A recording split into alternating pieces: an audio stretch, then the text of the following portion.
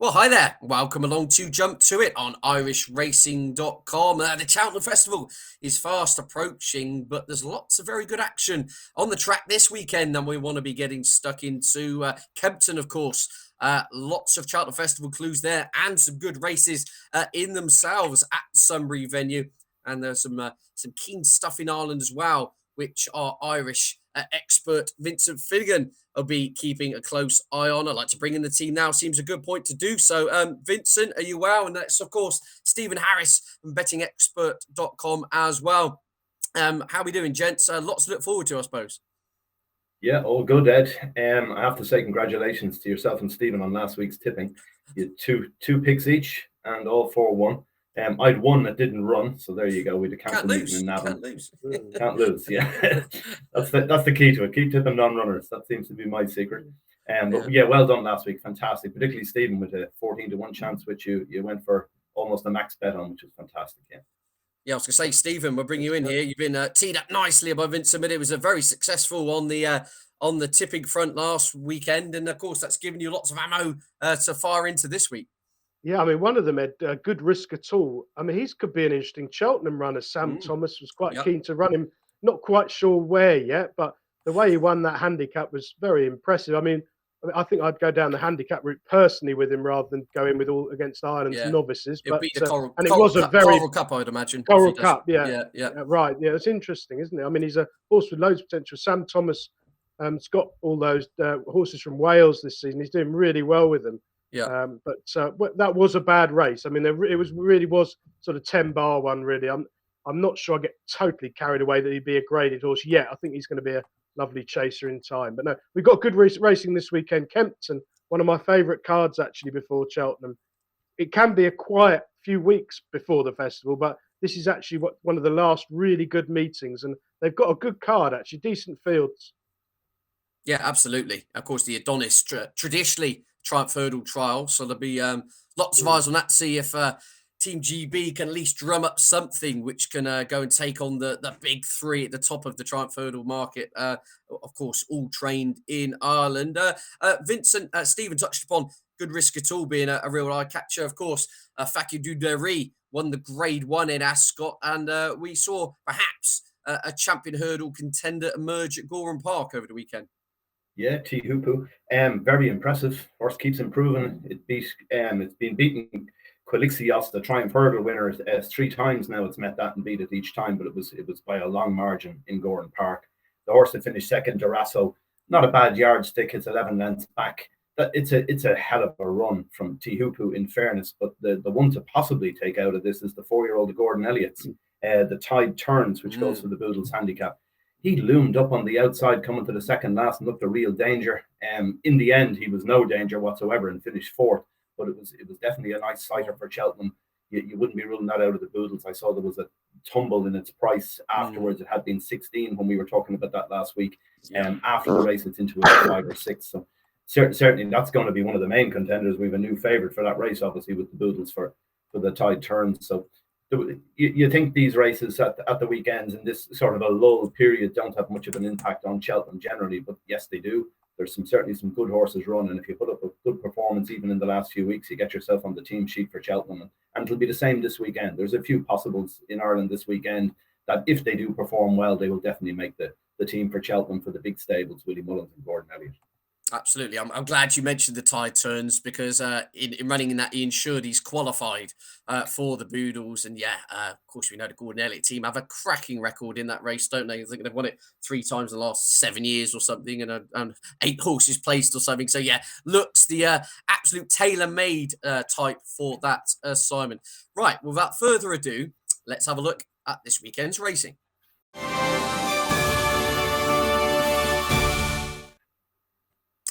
Well, I mentioned a pretty stacked card at Kempton, some fascinating contests here. Stephen, we'll kick off with the 150, of course. It's the Coral Adonis Juvenile Hurdle, Grade 2 action over the 2 miles. A lot of eyes here will be on Night Salute, the rejuvenated Milton Harris. Talking of comeback kings, I mean, he really is having a season to remember. He's your 2-to-1 market leader, Pleasant Man for Paul Nicholls. Interesting flat recruit there for the McNeil family in is around your second favourite. Are you getting involved in this one you like to sit out, or is this one you have a real strong view on? I think this is quite an interesting race, actually. Night Salute has beaten the horse I like twice now, Impulsive One. At one of those occasions at Doncaster, well, regular viewers will know Doncaster's ground has been in an atrocious state for about the last 2 years. Whether they call it good or good to soft, it's always hock deep and they finished legless. That didn't suit Impulsive One that day. And the other time Impulsive One's been beaten by Night Salute was round Kempton when he was sent off 6-5 on favourite. And I thought Darryl Jacob making a mistake. He had the race won and steadied into 3 out. And all of a sudden, rather than being 5 legs clear with them all cold, they were virtually all level. And he got picked off. Since then, Impulsive One's bounced back to his best at Musselbury. He didn't come off the bridle. He was really impressive. And he's a very, very slick jumper. And Kempton, and looking out my window, Ed, we discussed this earlier. I think it'll be nearly good ground now at Kempton. We've had rain this morning, which is Thursday morning. We've got a day of sunshine Friday and Saturday by the look of it. So Kempton dries quicker than anywhere. Impulsive One's all speed. And I think at 4-1, he's a cracking bet to beat Night Salute, third time lucky. The fly in the ointment could be your Paul Nicholls horse, Pleasant Man, who was in the 90s on the flat. Very interesting that Nicholls is starting him off here in a pretty hot race. He'll have to jump very fluently against these who've got loads of experience. But the market will be helpful with him. The firms have had a guess up. They put him in at 4-1. He could easily be a 10 or 14-1 chance by the off if he's not quite ready, because this is a pretty hot race. I think Impulsive One at 4-1, very fair price.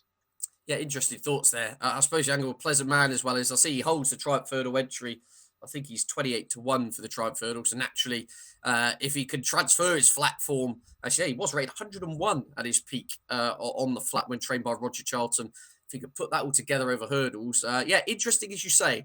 That Paul Nicholls is deciding to start him off here. You would have thought found a much easier assignment to get stuck into. We'll shuffle on to the Coral Trophy Handicap Chase later on your cards.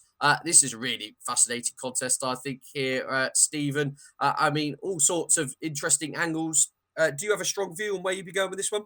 Well, it's a 150 grand race, this, Ed, and it's very interesting. I think there's only 14 runners declared, which is a sign of the times. A bit of a shame we haven't got 16 for each way purposes. Christian Williams, I think, might hold the key to this. He runs 3. Cap du Nord, who's owned by Powell, down the bottom. Jack Tudor taking off 3. He's running loose. Must run well. Will love the drying ground. Good to soft ground would be ideal. He got stuck in the mud at Donny last time. Kitty's Light, who Brian Hughes is a very interesting booking. Jumping a big concern, but that one is expected to run very well. Might be a big price in running. Makes mistakes. Comes under pressure early. The one I like is 5-Star Getaway, who's improving run to run, needed his seasonal debut, then travelled smoothly on the bridle to win a race here that's worked out very well. The third home Phlegmatic's come out and bolted up since. And last time out, I thought 5-Star Getaway was ridden with too much confidence. He was longest on the bridle. He never quite landed a blow, travelling strongest. I think Kempton, absolutely ideal, decent ground. He's 8-1. I think he'll run a really big race, but it's a hot race, good race, 150 grand. Looks at least 8-1 the field to me. Yeah, absolutely. And no doubt there'll be a few come out of this and end up running in the English benefit race at Cheltenham Festival, which of course is the ultimate handicap chase on day one. I think it's fair to say. Very quickly, we'll shuffle on to Sunday, Stephen, the National Spirits Hurdle at Fontwell. At the time of recording, we don't have the decks, but this should be a bit of a barnstorm, if not a small field. We got Brewing Up a Storm, last year's winner in here, Monmoral on the comeback trail, Paul Nicholls' team, and Irish Raider, Darva start as well. We'll get Vincent's thoughts on that in a moment. Stephen, do you have a strong view on this race? I think Brewing Up a Storm will take plenty of beating. Fontwell really suits him. I think it's good to soft at Fontwell, which has been as good as it's been at that track all winter. They've had really bad ground. Brewing Up a Storm, Ollie Murphy going well. He's had 5 winners in the last 14 days. And looking back now, Ed, that form reads well, doesn't it? Beating Goshen at Lingfield. I mean, he was under pressure first of the 3, put his head down and just edged ahead up the inside on the run-in, showing a really good attitude. Well, Fontwell, as we know, it's a stiff uphill finish. He won the race last year. I think he'll take a lot of beating. The only thing I'll say is if Darver Star turns up, if you watch the run back at Lingfield, Goshen was hanging like a drac on the wide outside, doesn't want to go left-handed, your horse, Goshen. But Darver Star tanked through the race, looked absolutely certain to win, had them both stone cold really for a mile out, but just wilted a bit, got in a bit of a row with Goshen and got picked off. Maybe Darver Star, ridden with more patience on better ground, might reverse the form. But a fascinating race, a really nice track to go and visit, by the way, if any of our viewers are fancying a trip down to Fontwell on Sunday. It's a cracking day out that day. Well, very good time to bring in Vincent Finegan. Vincent, you ever been to Fontwell? That's the first question. Secondly, the point I'll raise, I think Gavin Cromwell, it may be his first run at Fontwell if Darver Star runs there as well. Yeah, no, I've never been there. I've been to very few tracks in the UK, I have to say, outside of Cheltenham, Ascot, Kempton, and a few of those. There's very few of them, the lesser tracks that I've been to, which is probably a shame, really, because I know that within Ireland, the lesser tracks can be a fantastic day out. Your Sligos, Ballinrobes, Killarneys, the Stoles, all those sort of places are great fun for a day out. So I'd imagine the UK ones are exactly the same. I know people who tell me that Chester is probably the best of the lot for certainly for a festival atmosphere. It's supposed to be fantastic. Absolutely. But moving on to Darver Star here, I like Darver Star, but I wouldn't back it now. The stable is having a desperate run. I think they've done 78 runners without a winner. Gavin Cromwell, coming into Cheltenham, it's a poor sign for him with the likes of Flooring Porter as well. I'd be wary of Darver Star. I like the horse because he sent him over fences. He was a very good hurdler, third in the champion hurdle to Epatante. Well fancied that day as well. He went off, I think, second or third favourite in that champion hurdle. And Gavin Cromwell, he's well capable of training them, but this horse, he sent him over fences and it just didn't work. So he made a late decision at the beginning of this year to switch him back to hurdles, and he was a wide margin winner the first day, and then the second day he went to that Brewing Up a Storm race with Goshen and ran a cracker. He was due to run in Navan last Sunday. The meeting got postponed to Tuesday, but he took him out because of the ground. He said he doesn't quite think he'll stay in very heavy ground. He needs better ground. So I presume that's why he's headed to Fontwell, or that's the plan. He probably needs another run in Darver Star to see if Cheltenham is on the cards at this stage. But the way his horses are running, you'd have a watching brief here. Yeah, absolutely. I think the key angle could be the better ground will help. He travelled very well for a long way at Lingfield, as pointed out. I mean, this is a good time to tee you up here then, Vincent, with the kind of summarise the rest of the Irish action for the weekend. Anything really jumping off the page for you?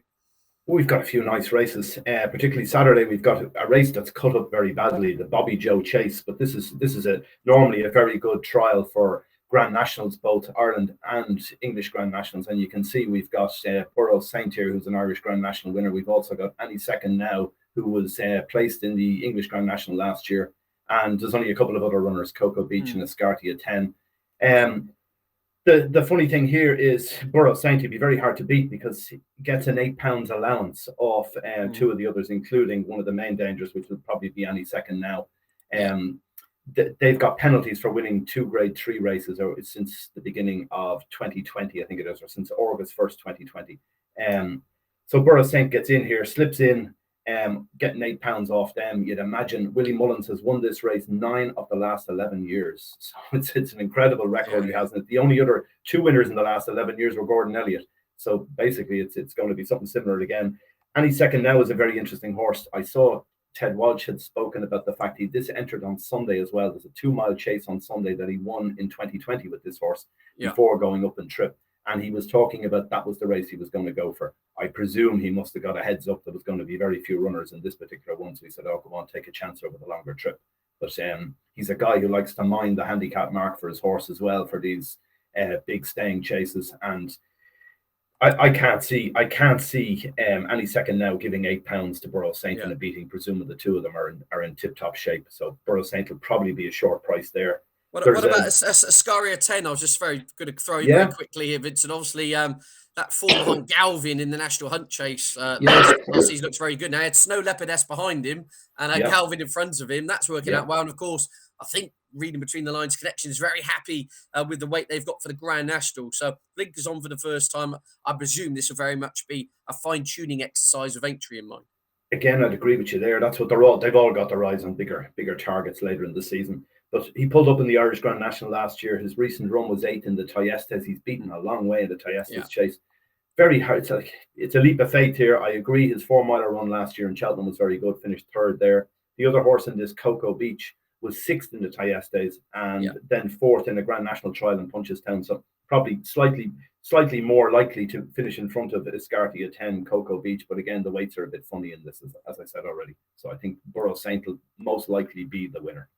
Yeah, okay. And looking at Naas on Sunday then, I mean, there's grade 3 chase action, isn't there? And a grade 2 novice hurdle as well. Take it away. Yeah, well, we've also got one other race in Fairyhouse on Saturday. It might be interesting is the opening race is a juvenile hurdle. There's a few of these. They don't look any stars, but one of them is somewhat interesting. Is a Willie Mullins horse called it's a filly called Vidali. She was 8 to Vauban on her Irish debut. It was interesting that they threw her into a grade 1 at the Dublin Racing Festival first time. Rachel Blackmore rode her. She didn't show in that race. She finished down the field. She's actually got to reverse form with a couple of also rams as well in this race on Saturday. But she's entered in the Boodles and she's entered in the Triumph, and you'd expect to see a big improvement there. This particular race, the horse we mentioned earlier, Tihupu, who goes for the champion hurdle, Tihupu won this novice hurdle last year, so it'll be interesting to see how that pans out. And then, as we say, on to Sunday, there's a couple of decent races on Sunday. There's a grade 3 chase. This is the one that Annie Second Now had won in 2020 and I thought was going to run here, but doesn't now, obviously. So we've got last year's winner, Chilius Emery, is in it. Unseated rider in the Irish Gold Cup last time was not getting into contention at that stage when it went out. Royal Rendezvous was also entered here, rated 161, second to Facu de Dares the last day in Clonmel in November. So a little bit of a bounce back there, beaten 15 lengths by Facu de Dares, puts you a long way away from the top echelons of chasers at this stage. An interesting one is Notebook is also entered here, beaten favourite in the 2020 Arkle. Has only had 2 wins since that time.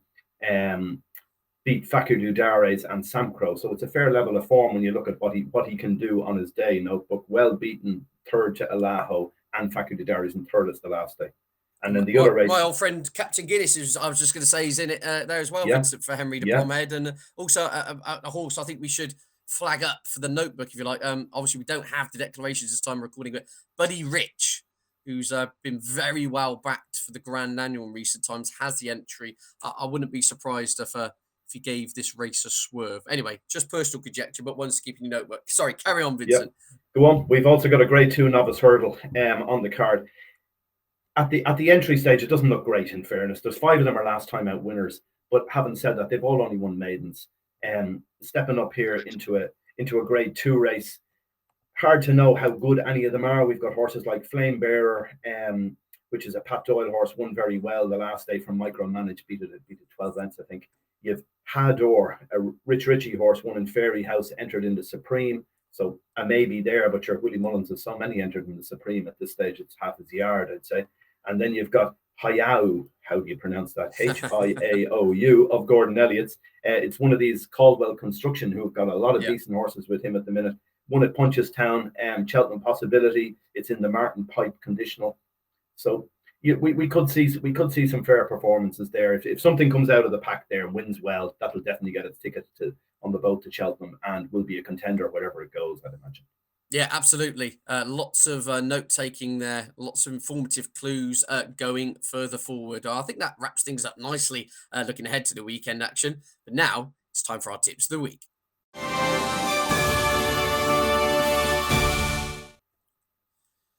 Well, last weekend, it all went beautifully, didn't it? Congratulations, doff the cap, Stephen Harris.